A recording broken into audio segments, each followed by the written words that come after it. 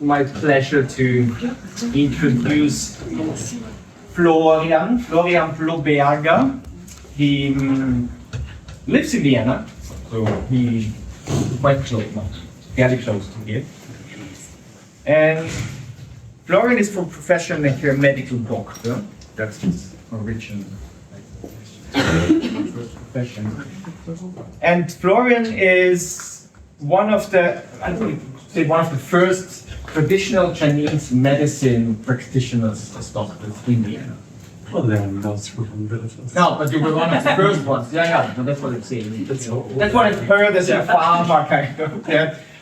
For in Vienna, of course, it's now much bigger than it was when did you start? In the 90s? In the 90s. It was then, it was still not so known as it is now. So this is one background you bring into here, the traditional Chinese medicine and your practice, as a doctor with it. And the other part is that you're rooted also in Buddhist Tibetan philosophy, and you have a quite long path in that. And you speak Tibetan also. Kind of you told me that you have it every week, once a week.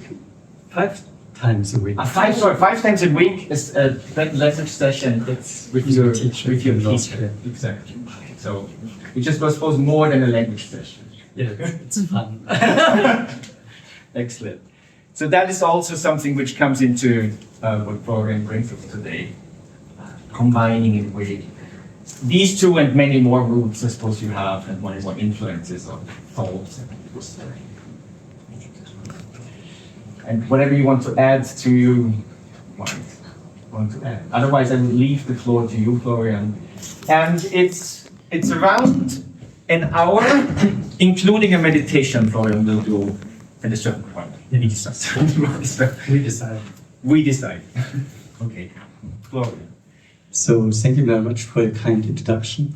It's a pleasure and honor for me to be here. Maybe I could add that I have a 10-year-old daughter, so working with youth on a daily basis at home. My topic is mental health, and when we prepared the topic a bit, we came to the idea I would speak about burnout prevention from the background I have, which is Chinese medicine and Buddhistic philosophy, and that's what we're going through. I have prepared 27 slides. I'm not sure if we go through all of them, but I would like to start with some quotations that came in my mind when I prepared the presentation. The first I liked very much, I heard about it in a conference we had in Pisa some years before from a Christian philosopher and priest, and he said health is not a condition, but a state of mind. So it's flexible, and the health is mainly dependent on the state of our mind. And as I'm working with ill people, with people that have some sufferings, this is the point where I can try to improve the state of my patients, even if they don't have a long lifespan anymore, even if they have really big problems. I like this quotation very much. Thomas Aquinas, 13th century saint. The next quotation I learned from a colleague. He's a medical doctor in Austria, and he was asked what is the benefit he gets through meditation. And he said through meditation he gets freedom of choice. And what he meant, when we meditate and we come afterwards to some problems, we face some hardship, meditation gives him this opportunity to react or not to react, or to stay calm, loving, kindness, mindfulness. But he said meditation is for him, the benefit of meditation is the freedom of choice. And I thought this is a quite nice definition, what would be the benefit of meditation for him. So the next presentation I should show this, and this is the first presentation I gave afterwards. So next thing is Mahatma Gandhi. The task in life is to become who you are. So who are we really? I mean, this is a question that depends on religion maybe. So what is our true potential? What is our true being? But the task in life is to become our true potential. I like this very much. For sure, if you're a Buddhist, you would answer this quite different if you're a Christian or a Muslim or a philosophical, but still it's the true being. What is our true being? And the task in our life to reconnect and to become what we really are. So, Mahatma Gandhi, he rocks the stage, I think, with this quotation. And the Chinese proverb is, you have to learn to go at your own space or pace, I'm not sure, and at your own speed. So some they jump around like a kangaroo, and some go very slowly like a turtle, and some are like, I don't know what, elephants, they're strong. In the Chinese medicine, I'm a water buffalo. I don't look like a water buffalo, but the water buffaloes, they're not fast, they're not flexible, but if they're the pass, they go there. So I've been studying the same medicine for 30 years and eating the same chocolate for the last 20 years and married with the same woman for a long time. So this is my speed. I'm the water buffalo. So Chinese medicine says you have to learn to go at your own speed. So I'm not fast. I'm not jumping around. I'm slow.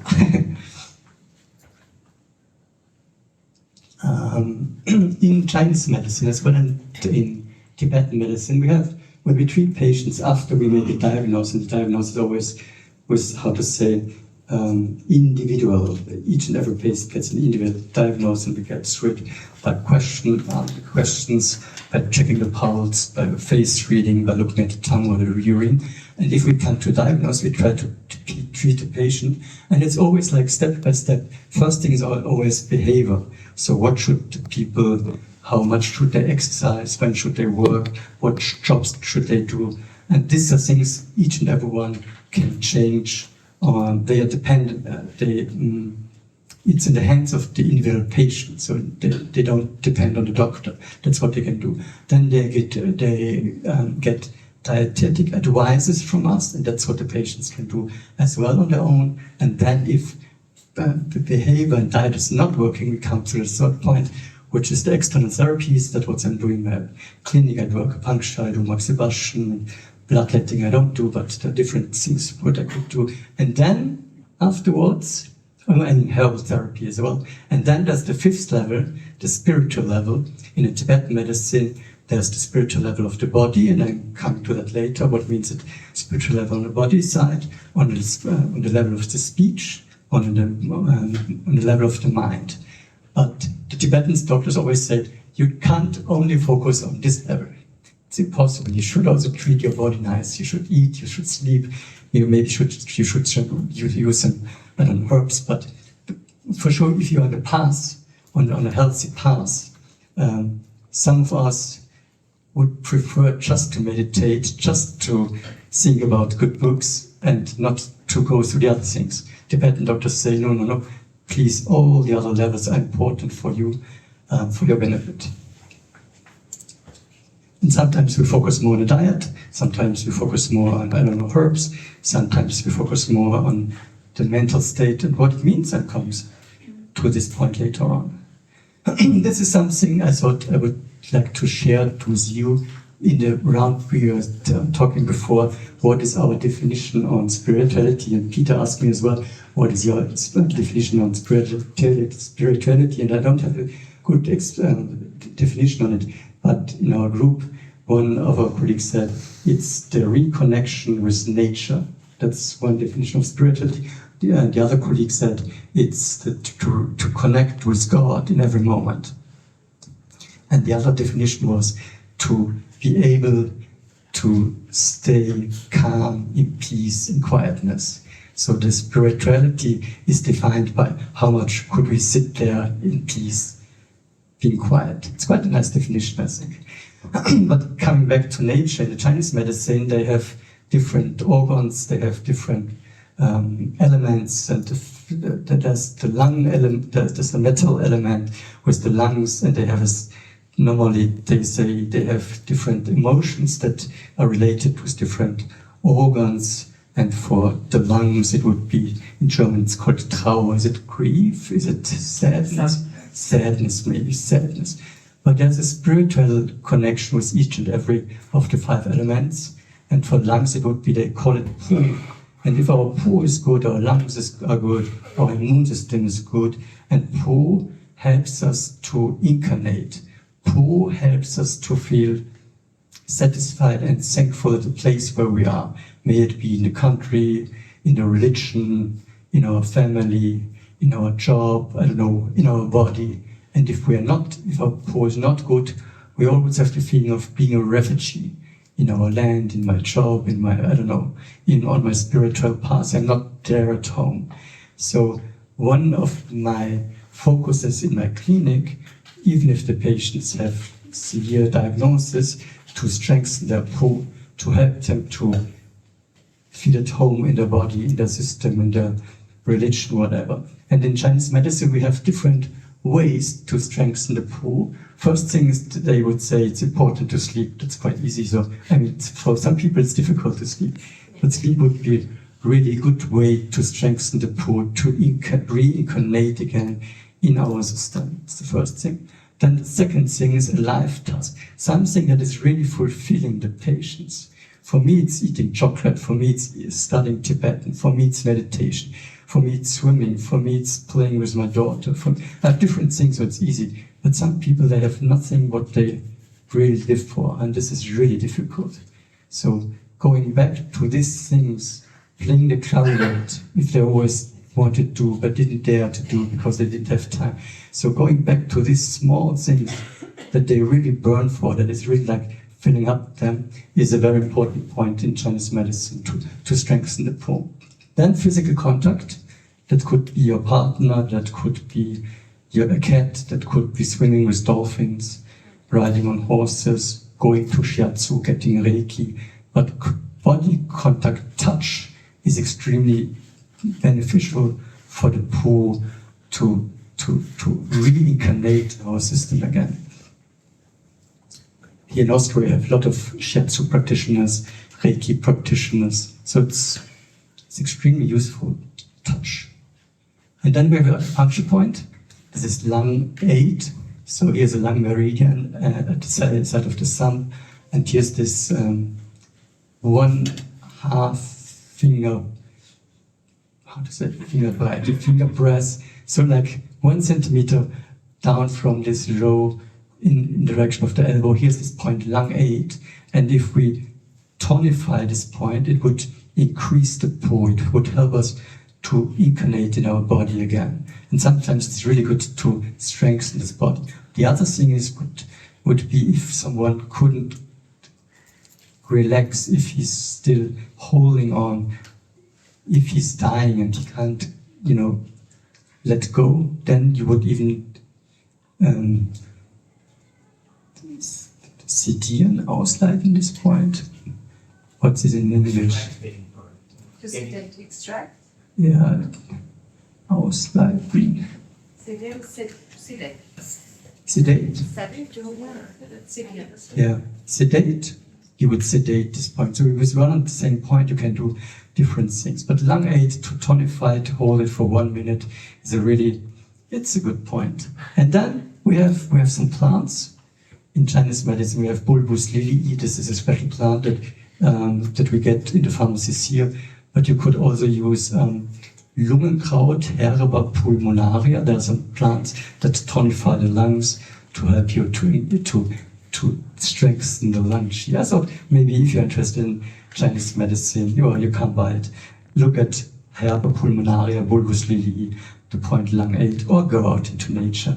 But this is quite whatever. This is one of my most beloved plants, and I'll come back when I speak about Tibetan medicine, but I already started with Tibetan medicine. In Tibetan medicine, they have 84,000 different mental states, 84,000, connecting with 84,000 different illnesses. And they say the main root of all these illnesses are 3 problems.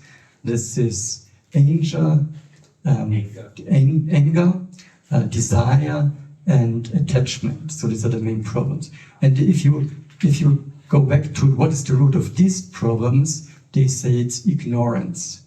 Because of ignorance, all these 84,000 problems arise. So if you want to get rid of all your problems, get rid of the ignorance.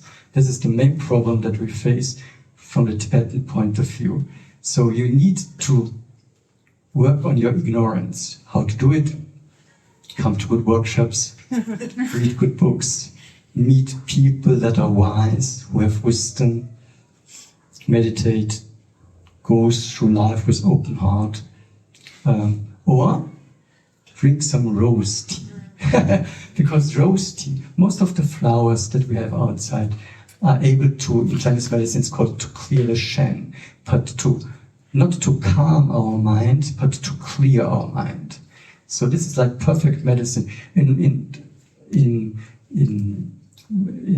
Later on I'll show you different other things, but rose, and here in Austria, when at the hospitals when babies are born, they get the fragrance of roses. And if you go to the places, hospices, is it called hospices? You also get the fragrance of roses there again. So through the whole life, rose is never wrong. Really, rose is never wrong. You should put it into biscuits, you should drink it, you should go to rose gardens. There's this extremely nice vegetable garden over there with cherries now and roses. Beautiful. So roses are quite good support for our spiritual path, I would think. And these are further things that clear our mind, not to sedate it, but to clear our mind. And this just means this is saffron, what is used in Tibetan Buddhism, and then vanilla and incense. That's what we use in Christian culture, churches, how to say. Lavendel would be nice as well, yeah. That's a different one. Very true. These are some sentences I once wrote down. A perfect doctor, therapist, etc. should have all these qualities, or some of them, or that's what you could practice in it. I wrote it down 20 years before. I think the third point is really, it's a strong one for me. He has no wishes for his patients. So if we treat patients and we have some aims, you should get rid of this and this problem, it's always narrowing the focus. But if you just make the space for the patient to be there, to flower, not to want anything. I'm not speaking about money, about fame when we treat them, but also the result of our treatment. It really makes place. The best doctors I met, I don't want to say that they didn't care about me, but they cared about me the same as the cat outside or the flower. They had this extreme wide range of thought. So it's not so easy. It's not so easy to have this state of mind when we work with people there. What is Vertrauen in English? Confidence. Trust maybe. Once I heard a daughter, a mother speaking about her son, about the education of the son. She said the most important thing for her in the education of the son was to trust in him. And so this is so beautiful. This is so beautiful. To trust in the people. So nice. So there are some other different things I wrote down when I was young. Even younger. So in Tibetan medicine we have, if I wanted to study, in previous times till 1959, nobody of us had been allowed to study Tibetan medicine because only male monks were allowed to study. Nowadays it's a bit different. In the monasteries you would normally have to study 5 different topics. Art would be one topic, medicine is my topic, language and grammar, logic and Buddhistic meditation and study. So normally when you study medicine, you don't only study medicine, but you study a whole range of different topics. And at the end you can benefit hopefully the people. But this would be what in all traditions Tibetan medicine doctors would also have to study. These are some of the things that I'm using on a daily basis in my clinic. I'm working with Chinese herbs, I'm using acupuncture, but the state of mind, the problem, and the way I'm thinking is a bit like Tibetan doctor. And it helps me not to get burnouts. And I'm coming back to this point later on. These are some of the points that Tibetan doctors really think about every day. It's the second thing, dependent arising. It's called tendril.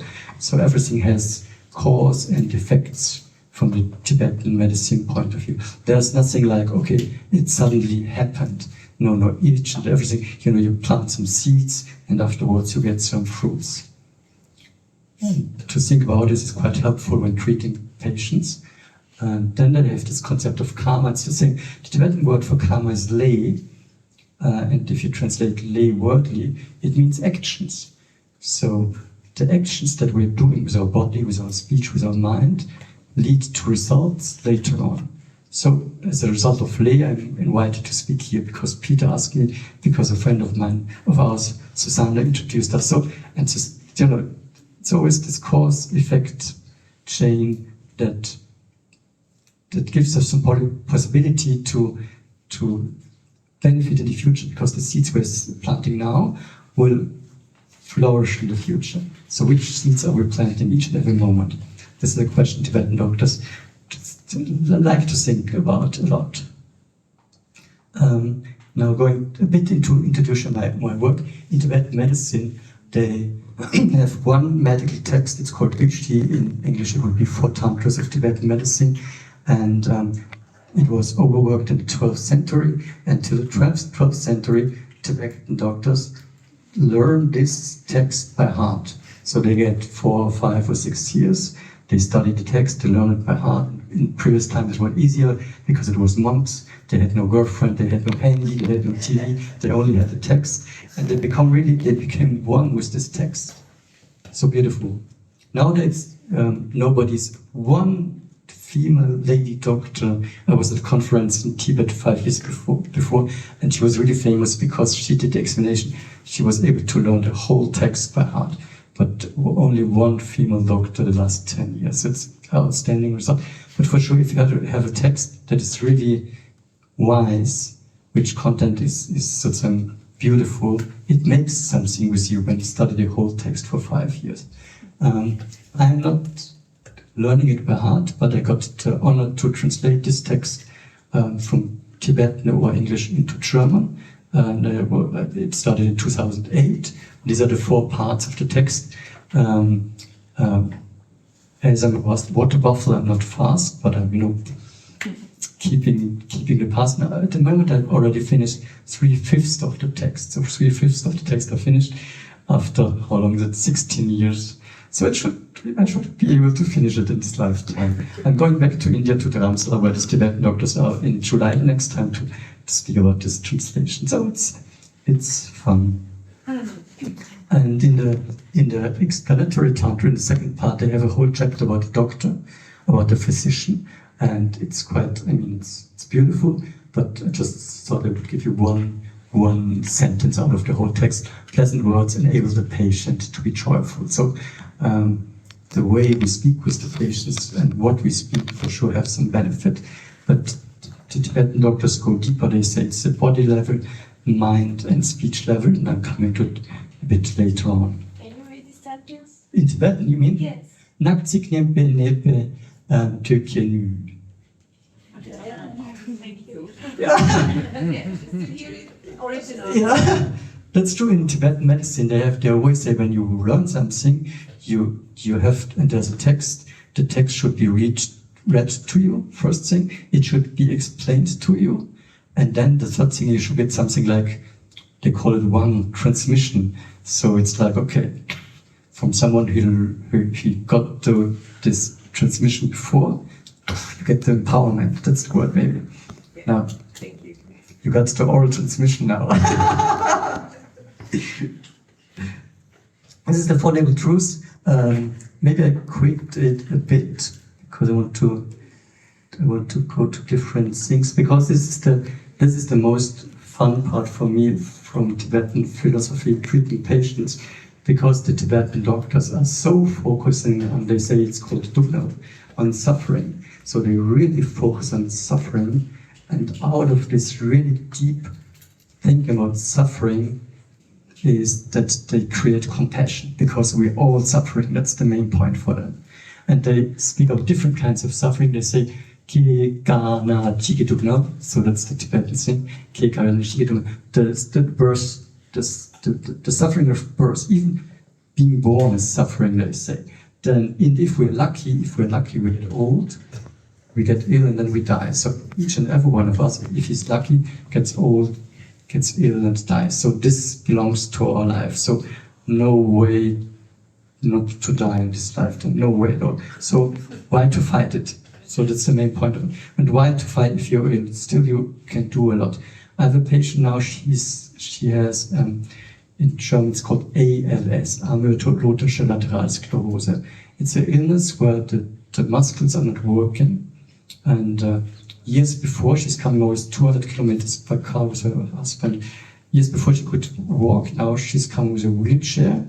Years before she could speak, now she can't speak anymore. So is having a kind of laptop and she's writing. She can't even move her hands. And normally I ask her, how are you, and things like that, and she's writing, and then it's read through the computer to me. But last time she was sitting there, and she's completely open. She was working for the Christian church, so she's really religious. And I ask her, how are you? I ask her. And she's always completely relaxed, joyful, she's wonderful. I ask her, how are you? And she raised her thumb. And it was out of her deepest heart, she was really joyful. And I mean, meeting such people is, it's a blessing. It's really, and I learn a lot from meeting people that have this strength in them. I'm not sure if I could do it. I'm not sure if I could wish it. I wish I could do it. But we'll see what happens in the future. And then they have even more, they think about suffering a lot in Tibetan Buddhism. They say there's different kinds of suffering. The first thing is dugnagi dugnal. So if we have, if we have inflammation in the knee is hurting, and we could suffer because we are suffering. Oh, poor Florian, my knee is hurting, I can't move her. So the suffering of suffering, that's quite easy to understand. The next suffering, the suffering of change, Gyura dugnal. Today I'm married, I'm strong, I'm young, I'm giving a lecture, I'm going to eat chocolate afterwards, everything's fine. And everything will change. I mean, in 50 years, who knows what happens? But I can't grasp, if I try to hold everything, I will lose it anyway. So the suffering of change is something that they think about. And the next thing is Kabaduchegiduna. It's the all-pervasive suffering. The Tibetan doctors say everything has the potential to lead to suffering. Even these flowers, if I stick the flower in my eyes, it will hurt me. So even the nicest thing that exists on earth has the potential to create some suffering. So it's quite a sad story here. And out of the suffering, if they really go into it, what should they do? They enjoy the moment, they create compassion, they do their best out of the moment. But this is the main. And for me, it is helpful as a doctor because, I'm treating patients, they have lung cancer, I make the right diagnosis, I give the right drugs, and still they die. So this is no fun. But if you accept the suffering as part of us, it's much easier to face all the problems we are all constantly facing all the time. So it's like, I even started when I was 33, I started to stop in my clinic. The clinic was full, they were all satisfied, but I was not satisfied because I couldn't get rid of the sufferings and of the illnesses of my patient. So I went 5 years maybe to India to study there, and I come back. Now I'm treating the same problems and still not successful, but it's much easier now. So accepting the suffering is quite beneficial as if you work with patients or with human beings. So, and this is the next thing I'm using as a doctor. In the text that I'm translating in one of the chapters, there's, and it helped me a lot, there's an explanation about different kinds of diseases. And normally when a patient comes to us, you don't know to which category does the patient or the illness belong. And you treat it, and sometimes the patients get gets rid of the problem, sometimes not. And the idea is they have disorders of this lifetime. Okay, if Florian Ploberger me is not sleeping enough, is drinking too much coffee, is, I don't know, taking the wrong medicine, maybe I get ill. And this, all the traditional medicine systems, maybe Tibetan medicine, Chinese medicine, Ayurveda, Siddha, Unani, or however they're called, they are good with this kinds of problems because they can detect the cause of the problem. It's rooted in this lifetime. You can say, okay, please eat more, I don't know, bananas and sleep less or work more or whatever or different, and then you could get rid of the problem. This is the easiest way. Next thing is, this is a different topic, but still it exists in Tibetan medicine, karmic imprints. This is the illnesses the Tibetan doctors say, okay, the beings, they bring it, they're already born with disease, and sometimes, sometimes children get kidney cancers when they're 2 years old. They didn't do anything wrong. They didn't, they didn't eat the wrong things. They didn't behave wrong. So this is the category the Tibetan doctors would think here. And if you have patients with problems, still you can do a lot, but not on the normal diet behavior herbs level. Here you could focus on the spiritual level, and I'm coming to it later on. Then we have the disorders by evil spirits. I mean, this is a topic that could be talked a lot in Tibetan philosophy. The modern Tibetan doctors say that the evil spirits, the turns, are just projections from our own mind. The old Tibetan doctors would say, no, they are really existing outside, and if we are not strong enough, they would, that they could get us. So they are discussing it a lot. But evil spirits is a concept that they have in Tibetan doctors, and then we have a combination of 1 and 2. But disorders of these lifetimes, they are easy to treat because as a Tibetan doctor or Chinese doctor, you find the cause of the disease, you can name it, and you can, give advices to get rid of it. The second or the third one are much difficulter. Now I'm really coming to spirituality from the Tibetan point of view. They say, and I heard it so often, it's called paramitas in Sanskrit. In Tibetan it's called Parchin Duk. Duk means 6, and Parchin means the things that bring you at the other side of a river. So here's suffering and there's no suffering. Here's ignorance and there's wisdom. So how to get there? And it should be like a daily practice, like cleaning your teeth every day. That's what we do 2 times a day normally. We should practice this 6 parameters on a daily basis. That's the path to wisdom, how to say. And I heard this so often, even if I stayed in monasteries in Tibetan monasteries, and I studied Tibetan grammar, they would use examples of the parameters. So I heard it so often. And there's some beauty in it. And the first thing is, that it always starts, the first thing is the easiest one, being generous, and the wisdom is the most difficult one. But Tibetan doctors say, okay, as a base for your mental health and for your well-being, try to stick to these 6 points. And the first thing is to be generous. I mean, generous is quite easy in a way and difficult in another way. Being generous means if the patient needs time, you give them a time. If the patient has no money, you treat them for free. They say you should be as generous with your love and kindness as a mother to her own child. So that's how we, should treat all the patients. And it's, sometimes it's easier, and sometimes it's difficult for us. I mean, for me, I have a private clinic, so I'm full anyway, so the new patients that I'm accepting, I can really select them. But sometimes I'm picking some patients that really make me problems because I won't want to practice my generosity. Can I, bear the situation or not? Sometimes I can't bear it.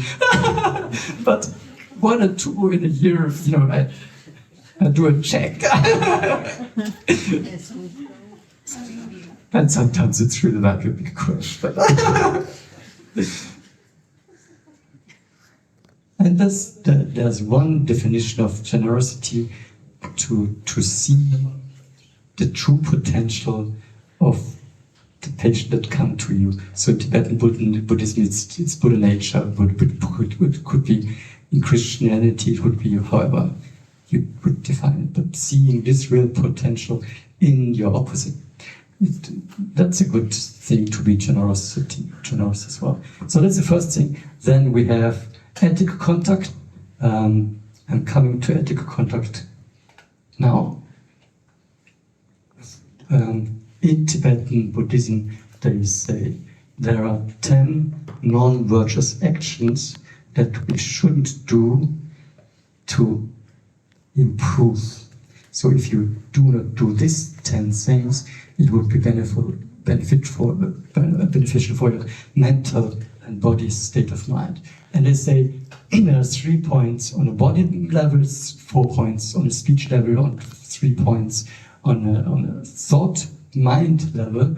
The easiest thing is the body level, not killing, not stealing, not doing any sexual conduct. In the Tibetan text, it's really extremely detailed, explained what does it mean sexual misconduct, what does it mean to kill, what does it mean to steal. They really go into detail. For example, if you, I would like to ride my bicycle, so if I ride my bicycle and there's some small insects and I don't see them and I smash them, it's different than if there's a small insect, I see it and intentionally I kill the insect and afterwards I think, oh, this was really satisfying, next time I want to do it again. So they think about all these topics quite detailed. The next thing, speech level, line, slender, I'm not sure, but I think it means a talk that separates people that are connected together. Maybe, a couple, or mother and son, or students and teacher, but to talk, to bring people that are close together, to separate them, this would be the second term in Tibetan. Then harsh speech, so not using any harsh words. And the last thing is quite nice. I'll gossip. So if we speak, we should speak praise or for the benefit of others. And for the rest, silence. What's quite difficult? What's really quite difficult in our society? And then we have the last point, mind level. It means napsam nösam lukta. The first thing is not having the wish to harm others. So you have to wish to harm others. It works against you for sure. The next thing is if you want qualities or things that other people have. So if my neighbor has a more beautiful bicycle than me, or if at the university a colleague can speak better Tibetan than me. So to have things or qualities that others have better than you and you desire them, it works against you. Sad story. And then the last thing is the most difficult thing is not to have lokta. Lokta means wrong view. So the main cause for mental health in Tibetan philosophy means, so the opposite of wrong view is wisdom. So we should try to create or set free our wisdom. It's already we are wisdom anyway, but to set it free would be the main cause of health in the Tibetan society.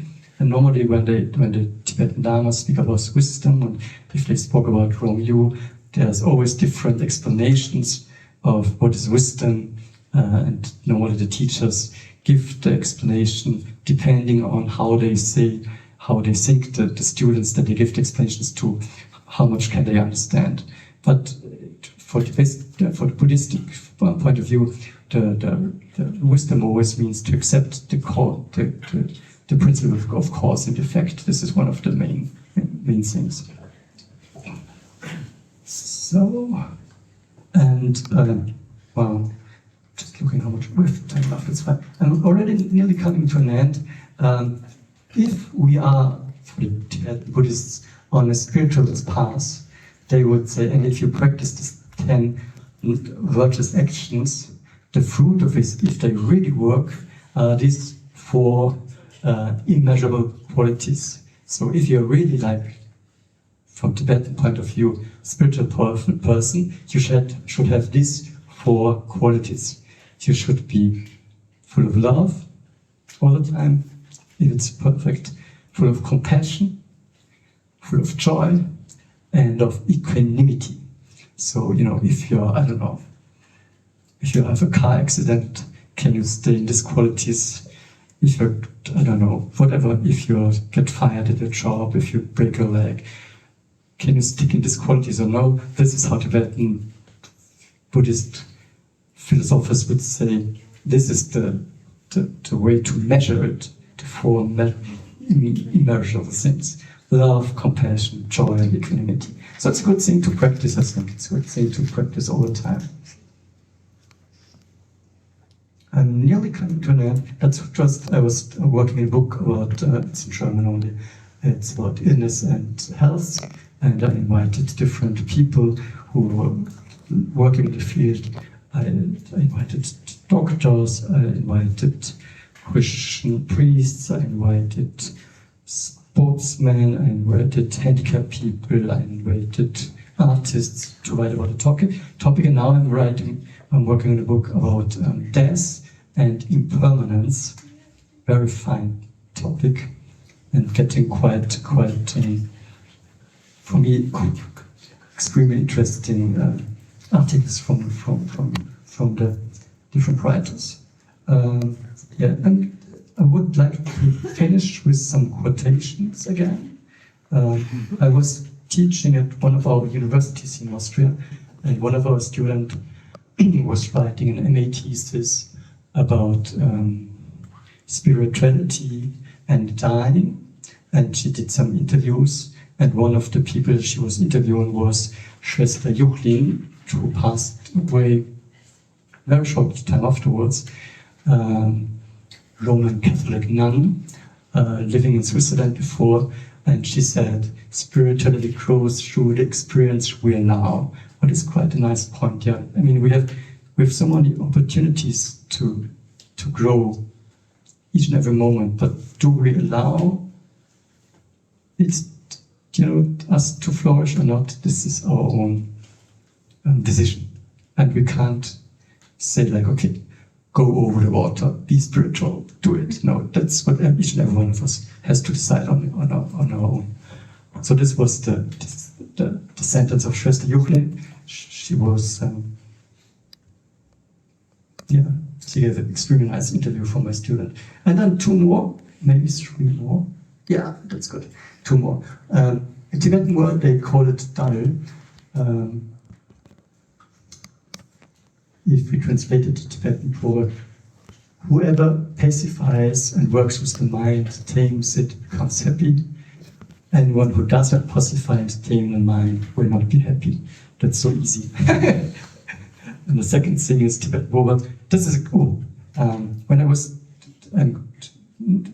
years before, I spent 4 months every year in India, translating a text. Now, as I'm married and having a daughter, I'm just going there for 1 or 2 weeks every year. And 2 years before, I went in a room of a Tibetan doctor who was working on a text, and I went in the room, and I was completely surprised because Tibetans, they don't care about, they don't clean up, but they, it's always a bit like dirty over there. And I came in the room, it was completely cleaned up, and all the books and bookshelves were standing in the right direction, and there were some flowers and some fragrance, and I said, okay, what's going on here? I asked her, and she said, no, I just finished one project, and I'm going to start with a second project. And now and she learned it from her father. He was a poet in Tibet in the old time, and they didn't have to say, when you clean up, so when you get rid of the old stuff, the gods, the Tibetan gods, and the Nagas are beings that protect us. They come and help us. So I thought it's a good thing. I mean, I love to get rid of all the old stuffs. My daughter and my wife, they're different. But still, I have my clinic. I can have it there as I want. But to clean up, make the Nagas and the gods happy, and they will help us. I thought this is quite a nice thing. I mean, the same with our mind. For mental health, to clean up our mind with all the negative thoughts that we could think all the time. Clean up is a good thing. And then we have this thankfully he's still alive. I'm not sure if some of you know him, Taishnan Rast. He's the one. He's now 98 soon, I think, and he lives in a small monastery at the Mondsee, so 200 or 300 kilometers out of Vienna, and he was really like to interreligious dialogue, and his main thing is gratefulness. And I thought on the spiritual path, gratefulness is a beautiful thing to do. Practicing gratefulness for our benefit and for the benefits of others is quite a good thing. And I thought it would be good to stop with gratefulness here. Thank you.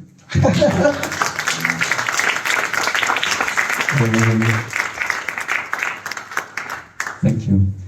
As we still, what should we do? Yeah. As we still have 10 minutes or so, Yeah. when we spoke about the day, we thought maybe we could just share some 10 minutes of meditation together. Is it fine? And that's fine. And we already discussed that Peter would like start the meditation with a small ring, and maybe you could stop it. And that's how we just made what's in Tibetan Buddhism it's called Shine. It could be translated as karma buying, but nothing special to do. There could be many things to be said about meditation in different ways, but just sitting there quietly, and if thoughts come, we don't stick to it and let them go. And I don't care about the body posture. I think the position of the mind is much more important than if we sit straight or not. So whatever is good for you, just take a position. I sit there as well and ask Peter to start 10 minutes meditation or so. So